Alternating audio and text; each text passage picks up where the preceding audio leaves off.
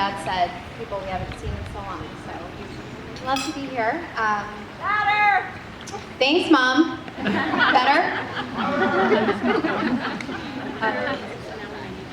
Well, growing up as Jen's younger sister, I always thought she was the coolest girl. I wanted to be like her, dress like her, wear her sweet little outfits from the wet seal. And as Gianna mentioned in the ceremony, you know, give me rides everywhere. So I got to cruise around in the hot red 89 Acura. So the days she let me hang around her were the most fun. And I pretty much would do anything she told me to. And as adults, that really hasn't changed. So Jen, as you probably know, loves to travel, and I have obliged her over the years going on to several destinations. You know, Mexico, London, Ireland, Scotland. Sometimes it's just the two of us, sometimes we have an entourage. Annual trips to Napa are a no-brainer. But we had so much fun, and Jen has this crazy luck that comes to her whenever we travel.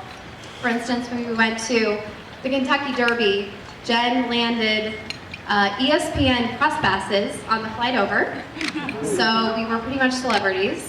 It was, I mean, we felt like criminals, but we had celebrity status for a day. Or she won this amazing swanky ski trip to the Montage in Deer Valley, where I got to be her +1. And we were pampered, we had spa treatments, you know, the kind of skiing where they warm your boots for you and they clip you into your skis, and it's just ridiculous. Probably, you know, once in a lifetime opportunity as usual with Jen. Everything's, you know, our last meal, our last trip, everything's 100%. So we just had so many incredible adventures that I cherish and I will never forget. So when Brendy came along, of course, I'm a little nervous. Like, am I going to be replaced as her travel companion? You know, this is not cool. So for a while, it was fine. We kept up our normal travel pace. And it wasn't until the day she told me that she had gotten the ultimate status on Southwest Airlines, a companion pass. So if you guys don't know what that is, it means she can choose one person to travel with her for free wherever she goes. So I was still pretty confident. You know, I thought, you know, a lot of traveling. You know, we do everything together, and the natural choice, and I put in years of jet setting. Like, come on.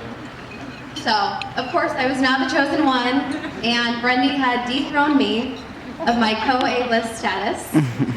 So, of course, I was a little crushed, and from that point on, Jen, whenever she calls me or I call her, she strictly answers in speakerphone with Brendy.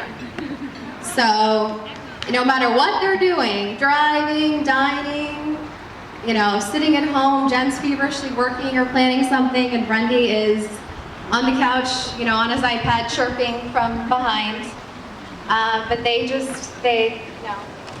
want me to be there, and I get it. Kyle's feeling a little left out, by the way, so we need to patch him in. But there are no more secrets, there's no more privacy, and I love it. Jen, I still think you're the coolest girl I know, and I would do anything for you. And Brendy, congratulations on stealing Jen's heart in my companion pass. But I love you both so much, and I can't wait for our next big adventure. And I'm just so excited for both of you, and I love you both so much. So you could all raise your glasses. A toast to Jen and Brendy. The best is yet to come.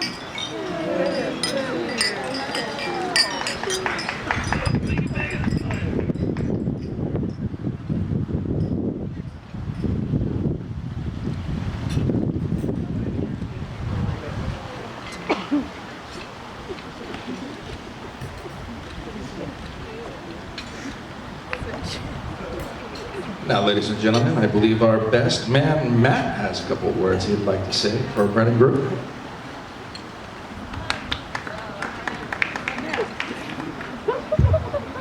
All right. Well, thank you everybody for being here tonight. And obviously all of y'all are Jen's friends, and then there's Brendy's side over here, the 6 guys at the table.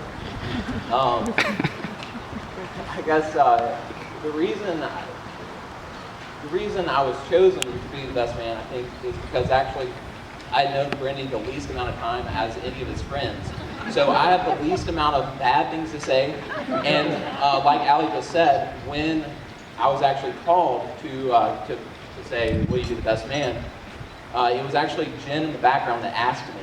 So I'm pretty sure there was a knife or a gun to Brendy, and he really had to kind of do it. Now, with that being said, I didn't go to college with Brendy, so I don't have any good stories on him. And my relationship, my bromance with Brendy began in New Orleans about 3 years ago. And let's just clarify this whole thing about Jen playing hard to get. It's not the story Brendy told. Brendy was the one that was always telling her, no, I'm busy this weekend, I can't do anything.